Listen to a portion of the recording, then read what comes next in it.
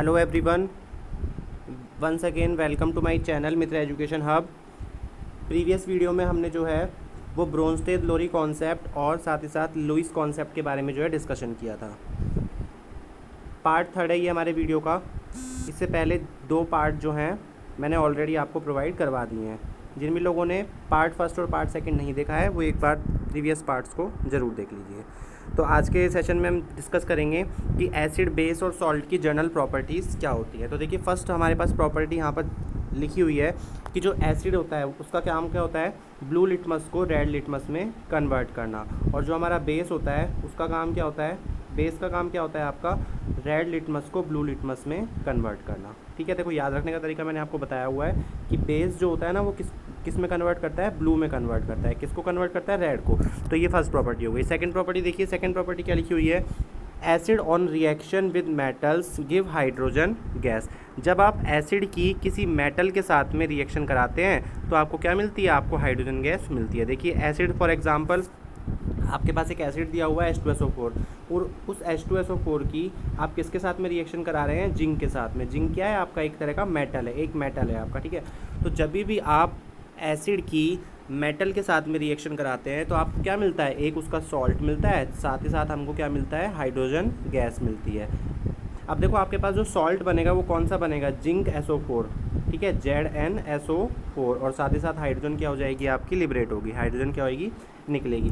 तो इसका एक एक्सपेरिमेंटल सेटअप आपको यहाँ पे दिखाया हुआ है, reaction of metal with acid. देखो क्या दिखाया हुआ है यहाँ पे हमको एक टेस्ट ट्यूब दी हुई है। उस टेस्ट ट्यूब के अंदर हमने कुछ जिंक के ग्रेन्यूल्स डाले हुए हैं और साथ ही साथ हमने डाइल्यूट H2SO4 को डाला हुआ है। देखो जैसा का रिएक्शन में हमको दिखाया हुआ है कि हमने H2SO4 को डाला और साथ ही साथ हमने जिंक के कुछ ग्रेन्यूल्स को इसके अंदर डाल दिया। हमने इसको कॉर्क की सहायता से इसको क्लोज कर दिया और साथ ही साथ जैसे ही हम इसकी रिएक्शन इसके साथ होगी, H2SO4 के साथ जैसे ही रिएक्शन होगी तो क्या होगा, जो हाइड्रोजन गैस है वो क्या होगी, हाइड्रोजन गैस के बबल्स बनेंगे और हाइड्रोजन गैस ऊपर आएगी और क्या होगी, ये वाला जो आपका ट्यूब है, जो आपकी डिलीवरी ट्यूब यहाँ पे लिखा हुआ है, इस डिलीवरी ट्यूब के अंदर आएगी। और फिर उसके बाद हमने क्या किया है, नीचे एक हमने सॉल्यूशन ले लिया। आप वाटर भी ले सकते हो, इसने यहाँ पे सोप सॉल्यूशन लिखा हुआ है, आप सोप की जगह पे और सोप सॉल्यूशन की जगह नॉर्मल वाटर भी ले सकते हो। दैन उसके बाद आपकी जितनी भी हाइड्रोजन गैस है वो क्या हुई, आपकी बबल्स के फॉर्म में यहाँ पर उठने लगी। तो आपने क्या किया, एक कैंडल को ग्लो किया, कैंडल को आपने जलाया। ठीक है, और आपने क्या किया, उस कैंडल को आपको पता करना है कि यहाँ से गैस निकल रही है, आपको दिखेगी थोड़ा ना क्योंकि ये कलरलेस गैस है। तो आप क्या करेंगे, कैंडल को बर्न करके, ग्लो करके वहाँ पे क्या करेंगे, लेकर के जाएंगे। तो आपको क्या सुनाई देगा, पॉप, जो पॉप साउंड है। ठीक है, पॉप साउंड सुनाई देगा, मीन्स जो जैसे क्रैकर्स होते हैं ना, क्रैकर्स का जो साउंड होता है उस तरीके का साउंड सुनाई देगा और उसी तरीके की आपको जो है यहाँ पर लाइट प्रोड्यूस होएगी। ठीक है, क्रैकर्स जैसे एकदम से साउंड आती है ना, हम जब पटाखे वगैरह चलाते हैं तो वो आपको यहाँ पे दिखाया हुआ है। तो देखो क्या लिखा हुआ है, burning of hydrogen gas with a pop sound. तो यहाँ पे हमको क्या पता लग जाएगा इससे कि ये जो गैस है वो कौन सी गैस है, हमारी हाइड्रोजन गैस है। ठीक है, तो यहाँ से हमको एक चीज़ ये क्लियर हो गई, समझ आ गया सभी को। तो फर्स्ट चीज़ मैंने आपको क्या क्लियर की है, फर्स्ट हमने क्या देखा है प्रॉपर्टीज़ में कि एसिड जो होता है वो ब्लू लिटमस को रेड में कन्वर्ट करता है और बेस क्या होता है, रेड लिटमस को ब्लू में कन्वर्ट करता है। सेकंड चीज़ हमने क्या देखी है कि हम किसी भी एसिड को जब किसी भी एसिड को मेटल के साथ में रिएक्शन करवाते हैं तो हमको क्या मिलता है, एक सॉल्ट मिलता है और साथ ही साथ हाइड्रोजन गैस हमको मिलती है। नेक्स्ट देखिए, नेक्स्ट आपको क्या दिखाया हुआ है, नेक्स्ट क्या बोल रहा है, zinc metal react with sodium hydroxide base to form salt and hydrogen gas. अब देखो जैसे हमने एसिड को मेटल के साथ में रिएक्ट कराया, एसिड को किसके साथ में रिएक्ट कराया, मेटल के साथ में। तो एसिड को मेटल के साथ रिएक्ट कराने पर हमको हाइड्रोजन गैस मिली और साथ ही साथ सॉल्ट मिला। सेम एज बेस को भी जब हम मेटल के साथ रिएक्शन करवाते हैं तो हमको क्या मिलती है, हाइड्रोजन गैस मिलती है और साथ ही साथ हमको एक सॉल्ट मिलता है। ये आपको सोडियम जिंकेट यहाँ पे बना करके दिखाया हुआ है, तो सोडियम जिंकेट आपको यहाँ पे मिल जाता है।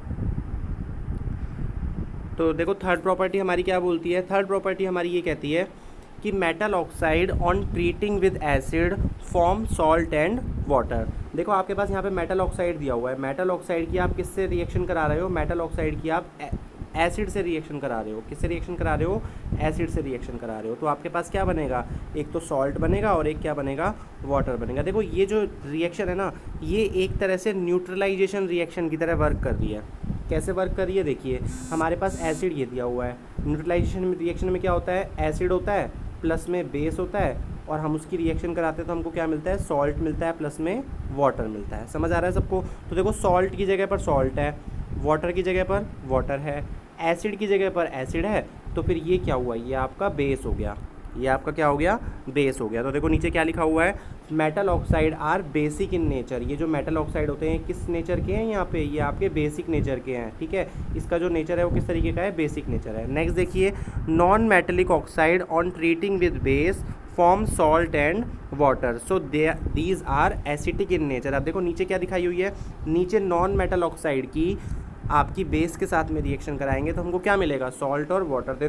तो न्यूट्रलाइजेशन रिएक्शन से हम क्या करते हैं, इसको कंपेयर करते हैं। भाई बेस की जगह पर बेस है, सॉल्ट की जगह पर सॉल्ट है, वाटर की जगह पर वाटर है, यहाँ पर आप एरो लगा दो, और ये क्या हो गया, हमारा एसिड हो गया। तो जो नॉन मेटलिक ऑक्साइड्स होते हैं ना, वो हमारे किसकी तरह बिहेव करेंगे, वो हमारे एसिड्स की तरह बिहेव करेंगे, और हम बोल सकते हैं कि इनका नेचर किस तरीके का होएगा, इनका नेचर जो है वो एसिड के जैसा होगा, ठीक है। तो ये आपको यही बोल रहा है कि non metallic oxide on treating with base form salt and water, और ये कैसा होता है आपका, एसिटिक इन नेचर होता है। समझ आ गया सब बच्चों को? तो आपको थर्ड पॉइंट क्लियर हो गया होगा। थर्ड पॉइंट हमारा क्या बोल रहा है कि आप किसी भी मेटल ऑक्साइड की या फिर नॉन मेटल ऑक्साइड की कॉरस्पॉन्डिंग एसिड और बेस से यदि आप रिएक्शन करवाते हो तो आपको सॉल्ट और वाटर मिल जाता है। यदि मेटल ऑक्साइड होगा तो वो किसकी तरह वर्क करेगा, वो बेसिक नेचर की तरह, बेसिक नेचर होगा उसका, और जो आपका नॉन मेटलिक ऑक्साइड होगा उसका नेचर कैसा होगा, एसिटिक नेचर होगा, ठीक है। तो इसके ऊपर एग्जाम में क्वेश्चंस पूछ जाते हैं, ये आपको रिएक्शंस को याद रखना है, ठीक है। एक एक नंबर में आपसे क्वेश्चंस पूछ लेता है, तो ये रिएक्शंस को आपको प्रॉपर तरीके से याद रखना है। नेक्स्ट देखिए, नेक्स्ट क्या बोल रहा है, the aqueous solution of all acid and base are conductor of electricity. देखो जो एक्वस सॉल्यूशन होता है ना एसिड और बेस का, वो वो क्या होता है, इलेक्ट्रिसिटी का गुड कंडक्टर होता है, ठीक है।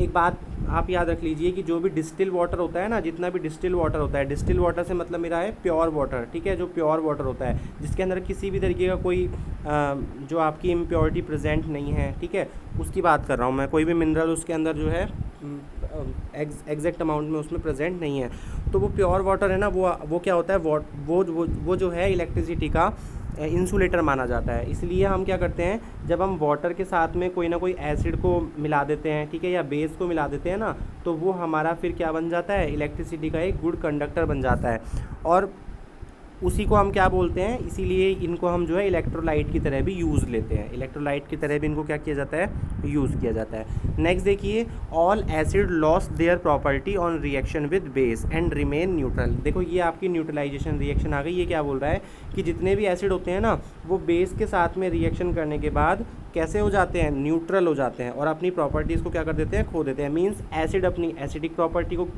खो देगा, बेस अपनी बेसिक प्रॉपर्टी को खो देगा, और बना क्या लेंगे, बना लेंगे आपका सॉल्ट, और साथ ही साथ क्या बना लेंगे, वाटर। तो ये न्यूट्रलाइजेशन रिएक्शन है ना, ये आपको मोस्ट इंपॉर्टेंटली याद रखनी है, ठीक है। एक नंबर में क्वेश्चन पूछ लेता है कि राइट द न्यूट्रलाइजेशन रिएक्शन। चलिए भाई, ये हमारा प्रॉपर्टीज़ हो गई। अब हम नेक्स्ट पे चलते हैं, यूजेस। ये जो यूजेस है ना, ये बहुत मोस्ट इंपॉर्टेंट है। ये 10th के बोर्ड के एग्ज़ाम के पेपर में जो है एक एक नंबर में यहाँ से क्वेश्चन पूछ लेता है, as well as competition exam के लिए भी बहुत इंपॉर्टेंट है। कॉम्पिटेटिव एग्जाम्स होते हैं ना एसएससी रेलवे के, वहाँ पर भी इसमें से एक एक नंबर में क्वेश्चन पूछे जाते हैं। तो देखो क्या क्या क्वेश्चन पूछे जाते हैं।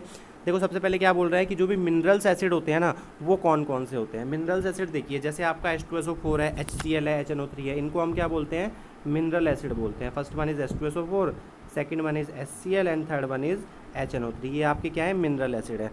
तो देखो यहाँ पे क्या लिखा हुआ है, H2SO4, HCl, HNO3 are also known as mineral acid. However the acid found naturally in plant and animal are called organic acid. ठीक है, जितने भी एसिड आपको प्लांट से, एनिमल से, इन चीज़ों से मिलते हैं ना, उनको तो हम क्या बोलते हैं, ऑर्गेनिक। मीन्स आपको नेचर से मिल रहे हैं तो उनको हम क्या बोल देते हैं, ऑर्गेनिक एसिड्स बोल देते हैं। ऑर्गेनिक एसिड में क्या क्या आते हैं, जैसे आपका सिट्रिक एसिड हो गया, ठीक है, टार्टरिक एसिड हो गया। सिट्रिक एसिड किस में होता है, नींबू में होता है। टार्टरिक एसिड टैमरिंड में। एसिटिक एसिड आपका किस में होता है, जो भी आपका विनेगर होता है ना, उसमें एसिटिक एसिड होता है। लैक्टिक एसिड किस में होता है, मिल्क में। मिल्क में भी आ जाता है और कर्ड में भी, ठीक है। मिल्क और कर्ड दोनों ही आपको जो है याद रखने हैं। तो ये आपके ऑर्गेनिक एसिड होते हैं जो आपको किससे मिलते हैं, डायरेक्टली नेचर से मिल रहे हैं। नेचर से मीन्स आपको प्लांट से मिल रहे हैं या फिर आपको एनिमल्स के थ्रू इनको एक्सट्रैक्ट करना पड़ता है, ठीक है, एनिमल्स के थ्रू आपको मिलते हैं। जैसे मैंने आपको एक फॉर्मिक एसिड बताया था, वो किस में होता है, रेड एंट में होता है, ठीक है। रेड एंट जो होती है ना, लाल चींटी, उसमें उसके थ्रू जो है हमको फॉर्मिक एसिड मिलता है। तो देखो नेक्स्ट आपको क्या दिखाया हुआ है, नेक्स्ट आपको बताया हुआ है कि जो हाइड्रोक्लोरिक एसिड होता है उसको हम किस लिए यूज़ लेते हैं, उसको हम एज आप बोल सकते हो कि जैसे हम नॉर्मल लैंग्वेज में तेजाब बोलते हैं ना, उस फॉर्म में यूज़ लेते हैं। जैसे देखो क्या लिखा हुआ है, hydrochloric acid is use to clean the inner surface of boilers. जो बॉयलर्स होते हैं उनकी इनर सरफेस को क्लीन करने के लिए, सिंक में यूज़ होता है, सैनिटरी में, ठीक है। इनमें हम क्या करते हैं, इनकी सफाई करने के लिए, इनको साफ़ करने के लिए हाइड्रोक्लोरिक एसिड को यूज़ लेते हैं। नेक्स्ट देखिए, नेक्स्ट भी मोस्ट इंपॉर्टेंट है, nitric acid is use to make fertilizer and in cleaning of silver and gold jewellery. तो देखो क्वेश्चन क्या आता है कि जो आपके फर्टिलाइज़र्स होते हैं ना, फर्टिलाइज़र्स बनाने में किसका यूज़ होता है, फर्टिलाइज़र्स बनाने में हम क्या बोलेंगे, नाइट्रिक एसिड को हम यूज़ लेते हैं। और साथ ही साथ जो हमारी गोल्ड और सिल्वर की ज्वेलरीज होती है ना, उनको साफ़ करने में भी हम क्या करते हैं, HNO3 को यूज़ लेते हैं। तो एक आपको क्या याद रखना है कि फर्टिलाइज़र्स बनाने में और एक आपको क्या याद रखना है कि गोल्ड और सिल्वर की ज्वेलरी जो होती है उनको क्लीन करने में। अब देखो नेक्स्ट हमारे पास मोस्ट इंपॉर्टेंट है एक्वारेजिया, ठीक है, AQUA, एक्वा, REGIA। ये आपको मोस्ट इंपॉर्टेंटली याद रखना है, ये पेपर में पूछा जाता है कि एक्वारेजिया क्या होता है। तो एक्वारेजिया आपको क्या याद रखना है, 3:1 याद रखना है। क्या याद रखना है, 3:1। 3 पार्ट किसका होता है, HCl का होता है, और 1 पार्ट किसका होता है, HNO3 का। जब इनको हम मिक्स कर देते हैं ना, जब ये दोनों मिलकर के जो सॉल्यूशन बनाते हैं वो सॉल्यूशन इतना पावरफुल होता है कि वो गोल्ड जैसे मेटल्स को भी क्या कर लेता है, डिज़ोल्व कर लेता है, ठीक है। तो ये आपका एक्वारेजिया है, ये मोस्ट इंपॉर्टेंट है। तो आपको क्या याद रखना है कि एक्वारेजिया में 3 पार्ट HCl होता है और 1 पार्ट क्या होता है, HNO3 होता है। नेक्स्ट देखिए, sulphuric acid is used in cell, car battery and in several industries. Sulphuric acid is also known as king of acid. तो एग्जाम में क्वेश्चन क्या आ जाता है कि किंग ऑफ एसिड बताइए, तो आप क्या बता देंगे, H2SO4 means sulphuric acid. Sulphuric acid का कहाँ पर यूज़ होता है, आपका कार की बैटरीज में, ठीक है, साथ ही साथ सेल में बहुत सारी इंडस्ट्रीज़ में हम जो है सल्फ्यूरिक एसिड को यूज़ लेते हैं। तो किसी भी कंट्री की जो है डेवलपमेंट की रेट को यदि चेक करना हो तो हम क्या करते हैं, सल्फ्यूरिक एसिड के थ्रू जो है पता कर सकते हैं। मीन्स सल्फ्यूरिक एसिड जितना बहुत ज़्यादा यूज़ होता है इंडस्ट्रीज़ के अंदर, तो उससे हमको जो है उसकी किसी भी पर्टिकुलर कंट्री की इंडस्ट्रियल डेवलपमेंट के बारे में भी पता लग सकता है सल्फ्यूरिक एसिड के यूज़ को देखकर, ठीक है। नेक्स्ट देखिए, आपका जो एसिटिक एसिड होता है वो किस में यूज़ होता है, अभी मैंने आपको बताया कि विनेगर में, और साथ ही साथ जो है फूड प्रोडक्ट्स और पिकल्स की प्रिजर्वेशन में हम क्या करते हैं, एसिटिक एसिड को यूज़ लेते हैं। तो यहाँ पे बहुत सारे यूजेस हैं आपके, सब ये यूजेस आपको याद रखने हैं। नेक्स्ट देखिए, सोडियम हाइड्रोक्साइड को यूज़ कहाँ पर करते हैं, सोप इंडस्ट्री में, पेपर इंडस्ट्री में, टेक्सटाइल इंडस्ट्री मतलब क्लॉथ की जो इंडस्ट्रीज़ होती हैं। नेक्स्ट देखिए क्या बोल रहा है, calcium hydroxide is use to remove the acidity of soil. ये मोस्ट इंपॉर्टेंट है, ये आपको याद रखना है कि जो कैल्शियम हाइड्रोक्साइड होता है ना, CaOH का होल ट्वाइस, इस कैल्शियम हाइड्रोक्साइड को हम सॉइल की एसिडिटी को रिमूव करने के लिए यूज़ लेते हैं। देखो एसिडिटी को रिमूव करना है तो किसको यूज़ लोगे, बेस को यूज़ लोगे। तो calcium hydroxide is a base and it is use to remove the acidity of soil, ठीक है। And it is a compound of lime and insecticide, ठीक है। ये component of lime and insecticide. तो ये इंसेक्टिसाइड और लाइम का क्या होता है, कंपोनेंट होता है। नेक्स्ट मोस्ट इंपॉर्टेंट है, एग्जाम के अंदर काफ़ी बार पूछा जाता है कि मिल्क ऑफ मैग्नीशिया किसे बोला जाता है। तो मिल्क ऑफ मैग्नीशिया क्या होता है आपका, MgOH का होल 2। MgOH का होल 2 हम किसको बोलते हैं, मिल्क ऑफ मैग्नीशिया को बोलते हैं। और मिल्क ऑफ मैग्नीशिया किस लिए काम आता है, आपके जो स्टमक की एसिडिटी होती है ना और कॉन्स्टिपेशन, इसको रिमूव करने के लिए मिल्क ऑफ मैग्नीशिया MgOH का होल ट्वाइस को यूज़ लिया जाता है। ये भी एक तरह का बेस है। तो यदि आपसे पूछे कि सॉइल के लिए कौन सा यूज़ लेते हैं, तो CaOH का whole twice means calcium hydroxide. और यदि आपसे पूछा जाए कि मतलब ह्यूमन के लिए स्टमक की एसिडिटी को कम करने के लिए, रिमूव करने के लिए किसको यूज़ लेते हैं, तो आप क्या बताएंगे, मिल्क ऑफ मैग्नीशिया को यूज़ लेते हैं। तो देखो भाई नेक्स्ट हम आ जाते हैं, नेक्स्ट हमारे सॉल्ट हैं। कुछ सॉल्ट के यूजेस बताए हुए हैं। देखो सॉल्ट क्या होता है, calcium carbonate. Calcium carbonate salt को हम मार्बल बनाने में यूज़ लेते हैं, ठीक है। साथ ही साथ in the manufacture of floor बनाने में यूज़ लेते हैं। Next in the extraction of iron in metallurgy. ठीक है। तो आपका जो मेटलर्जिकल प्रोसेस होता है ना, मींस वो प्रोसेस जिसके थ्रू हम क्या करते हैं, कोई पर्टिकुलर मेटल को एक्सट्रैक्ट करते हैं, पर्टिकुलर मेटल को निकालते हैं। तो आयरन को एक्सट्रैक्ट करने में भी हम इसको यूज़ लेते हैं। In the manufacturing of cement, cement बनाने में हम क्या करते हैं, इसका यूज़ लेते हैं। ठीक है, तो ये हमारे कुछ सॉल्ट के यूजेस हो गए। अब नेक्स्ट देखिए, आपके पास दिया हुआ है सिल्वर नाइट्रेट्स, ये मोस्ट इंपॉर्टेंट है, AgNO3। ये जो सिल्वर नाइट्रेट होता है ना, ये सिल्वर नाइट्रेट को हम कहाँ पे यूज़ लेते हैं, used in manufacturing of fertiliser, fertiliser बनाने में। देखो जहाँ पर भी नाइट्रोजन आ जाती है ना, नाइट्रोजन आ जाए, फॉस्फोरस आ जाए, ठीक है, पोटेशियम आ जाए, तो वो सारी चीज़ें क्या होती है, हमारी फर्टिलाइज़र्स बनाने के लिए जो है काम में ली जाती है। जैसे HNO3 आया था पीछे, तो HNO3 में क्या था, आपका नाइट्रोजन है ना HNO3 के अंदर। नाइट्रोजन क्या होती है, पौधों के लिए रिक्वायरमेंट होती है, तो सॉइल की एसिडिटी, तो HNO3 आपका क्या हो गया, नाइट्रिक एसिड हो गया। और उस नाइट्रिक एसिड को भी हमने फर्टिलाइज़र बनाने में यूज़ लिया। सेम एज AgNO3 को भी हम फर्टिलाइज़र और एक्सप्लोजिव बनाने में क्या करते हैं, यूज़ लेते हैं।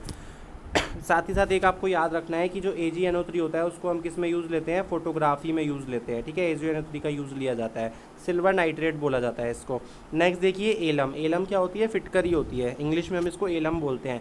एलम का यूज़ हम किस में करते हैं, वाटर के प्योरीफिकेशन में। इसका आपको जो है फॉर्मूला याद रखना है, K2SO4 Al2SO4 का होल थ्राइस .24H2O, तो ये आपकी एलम होती है। ठीक है, इसका यूज़ हम क्या करते हैं, वाटर को प्योरीफाई करने में। तो ये था हमारा आज का सेशन। आप सभी को जो है वीडियोस को प्रॉपर तरीके से देखना है, साथ ही साथ वीडियो को ज़रूर से ज़रूर लाइक कर दीजिए। और साथ ही साथ जिन्होंने भी मेरा चैनल सब्सक्राइब कर लिया उनको बहुत बहुत थैंक यू, और जिन्होंने भी मेरा चैनल सब्सक्राइब नहीं किया है वो ज़रूर से ज़रूर मेरे चैनल को सब्सक्राइब कर लीजिए। और वीडियो को जो है ज़्यादा से ज़्यादा शेयर कीजिए, जिससे कि अदर जो जिनको भी रिक्वायरमेंट है उनकी भी रिक्वायरमेंट क्या हो सके, फुलफिल हो सके, उनको भी जो है ये चीज़ें जो है पढ़ने के लिए मिल सके। Okay, thank you so much, bye bye, take care. फिर मिलेंगे हम हमारे नेक्स्ट वीडियो में।